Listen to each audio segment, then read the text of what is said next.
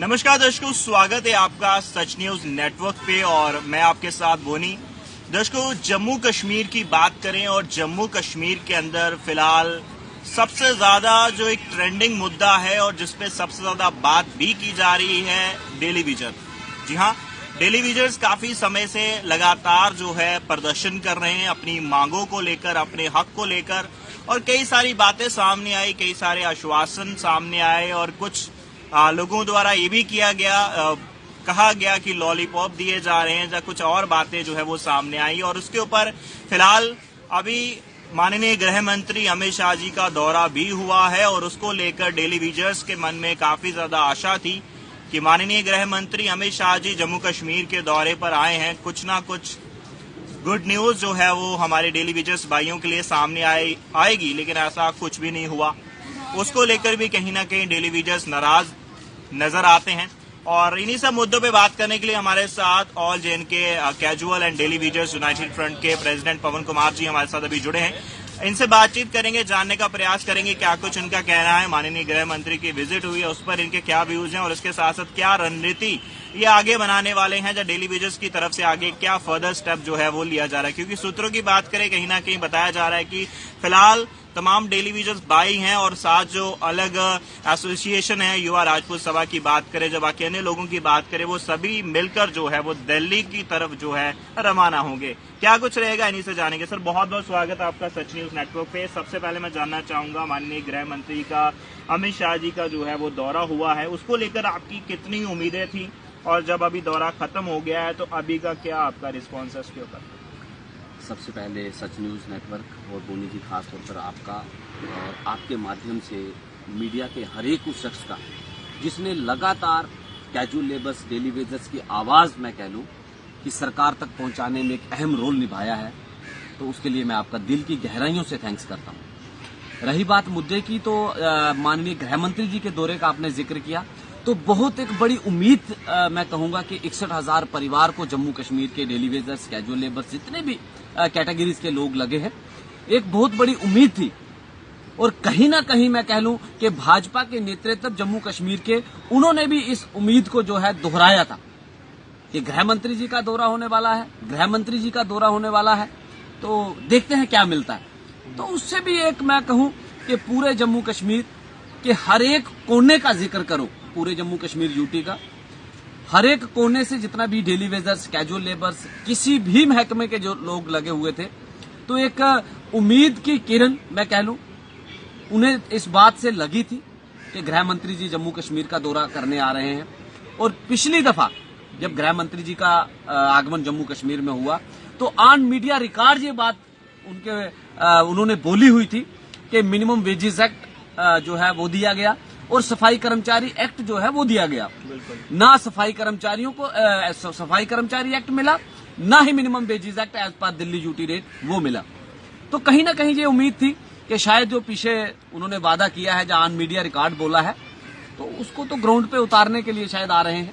इस बात की हमें कहीं ना कहीं बहुत खुशी थी जम्मू कश्मीर के 61,000 परिवार को कि गृह मंत्री जी शायद अपना वादा किया हुआ उसे पूरा करने के लिए आ रहे हैं। लेकिन बड़ा अफसोस से मेरे ये आपके मीडिया के माध्यम से ये बात कहना पड़ रही है कि बहुत अफसोस के साथ ये बात कह रहे हैं कि गृह मंत्री जी जम्मू कश्मीर का दौरा करके चले गए, लेकिन डेली वेजर्स, कैजुअल लेबर्स की थाली जो है वो आज भी खाली है। ना उम्मीदी जो है उन्होंने दिखाई गई है, ना minimum wages act proper age पर यूटी रेट दिल्ली ना वो मिला है, और ना ही सफाई कर्मचारी एक्ट जो है वो जम्मू कश्मीर में लागू हुआ है। सफाई कर्मचारी का मुद्दा भी जूं का तूं है, कैजुअल लेबर्स, डेली वेजर्स का मुद्दा भी जो है वो जूं का तूं है। दूसरा, ये हमने स्पष्ट कर दिया है कि ये संघर्ष का जो राह पूरे जम्मू कश्मीर में जो अपनाया गया है, और खास तौर पर मैं जिक्र करूं तो हमारा जो जल शक्ति पीएचई महकमा है, पीएचई एम्प्लॉइज यूनाइटेड फ्रंट के बैनर तले एक मेंबरशिप वहां पर बनाई गई है।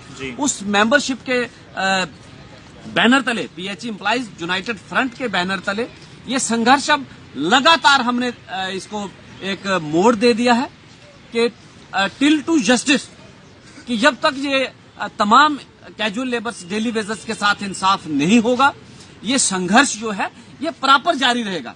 उसी लड़ी में आप देख रहे हैं कि हमारे PHE chief engineer office Jammu में हर दिन लगभग हजारों की तादाद में जो है डेली बेसिस एकत्रित होते हैं और निरंतर जो है प्रोटेस्ट हमारा जारी है।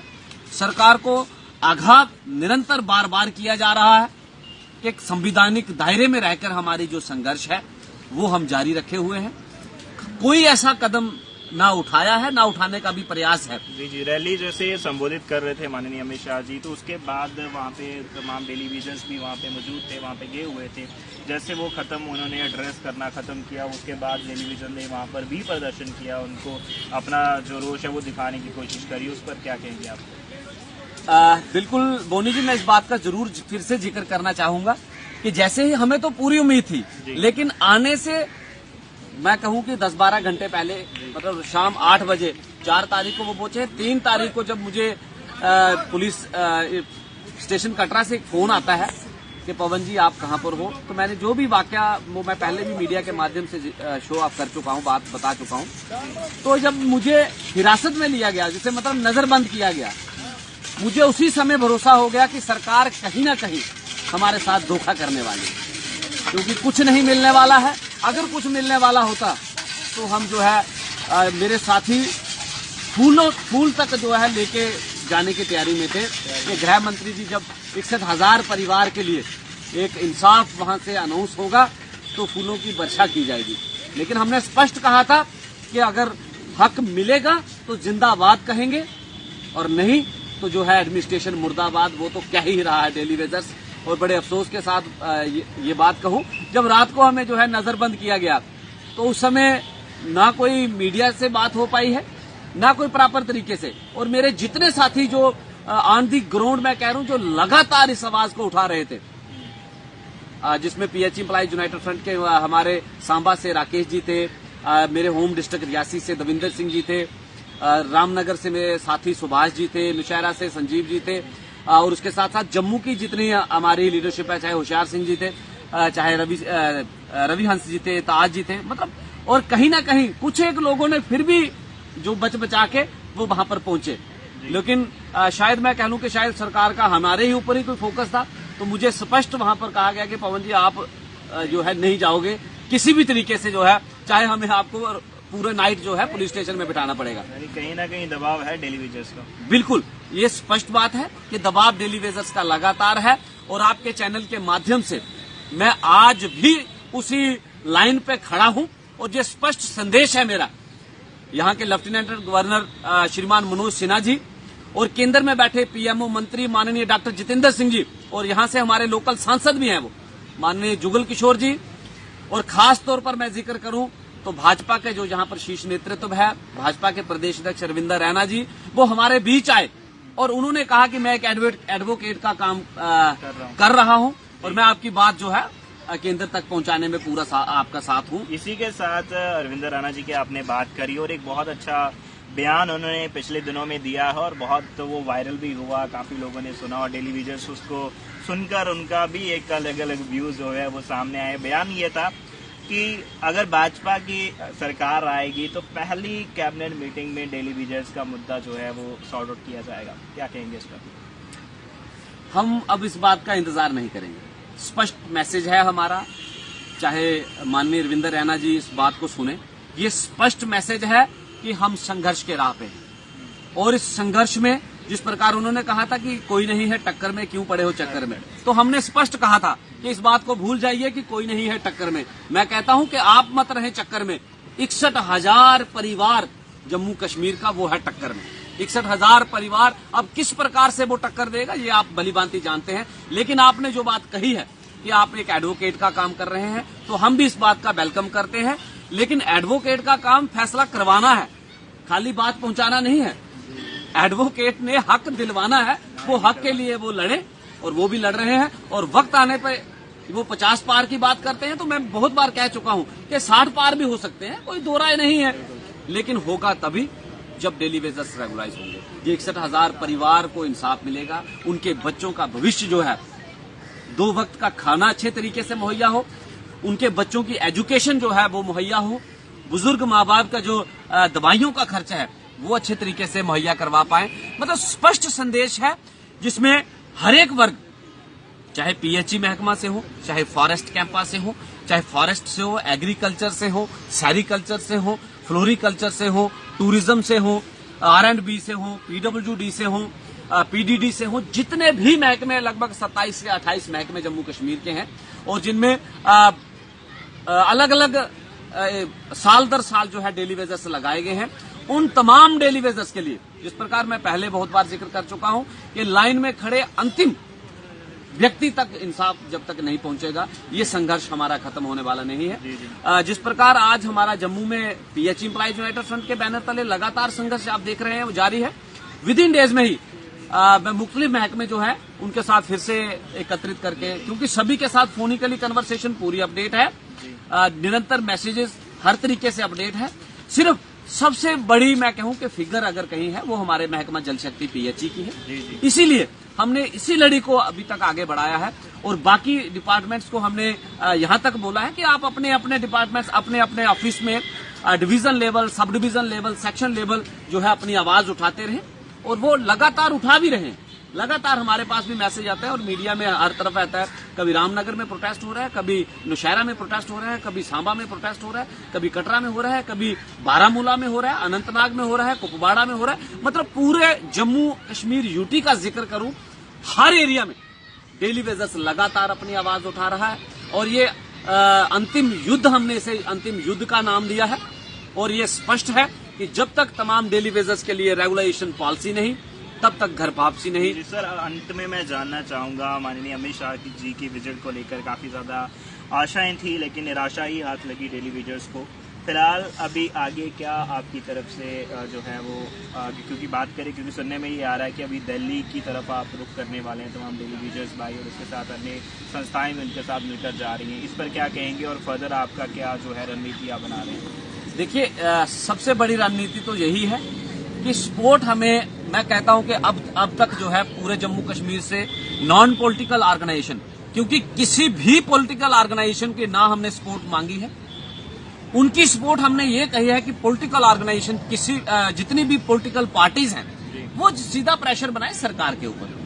हमने किसी भी पॉलिटिकल पार्टी को ना अपने प्रोटेस्ट में आने दिया है। आने देने का मतलब है कि स्पष्ट संदेश है, क्योंकि हम किसी एक पार्टी के नहीं हैं, ना कोई कहे कि ये भाजपा के या एनसी के या पीडीपी के, बिल्कुल भी नहीं, क्योंकि मजदूर वर्ग अपना हक लेने के लिए घरों से बाहर निकला है।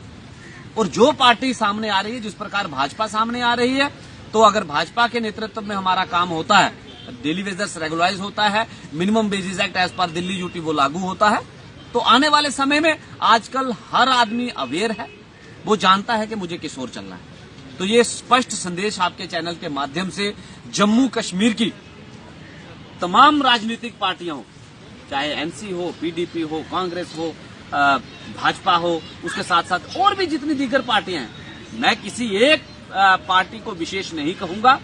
तमाम पॉलिटिकल पार्टियों से मेरा ये आग्रह है, अनुरोध है, मैसेज है उन तक कि आप सपोर्ट करना चाहते हो तो केंद्र सरकार के ऊपर प्रेशर बनाइए, माननीय लेफ्टिनेंट गवर्नर साहब के ऊपर प्रेशर बनाइए कि 61,000 परिवार को जो है इंसाफ मिलना चाहिए, रेगुलेशन मिलनी चाहिए। क्योंकि हर एक पार्टी को हमने देखा है, चाहे साबका पार्टी कांग्रेस हो, पीडीपी हो, एनसी हो, और ये अंत में हमारे ऊपर भाजपा के ऊपर भरोसा था और अभी भी है। मैं ये नहीं कहूंगा कि अभी नहीं है। देश के प्रधानमंत्री जी के ऊपर आशा है कि बहुत बड़े बड़े कार्य उन्होंने किए हैं। मैं बहुत बार जिक्र कर चुका हूं, जिस प्रकार धारा 370 का उन्होंने बोला था कि जम्मू कश्मीर में धारा 370 और दूसरा डेली वेजेस, ये बड़े बड़े मुद्दे हैं।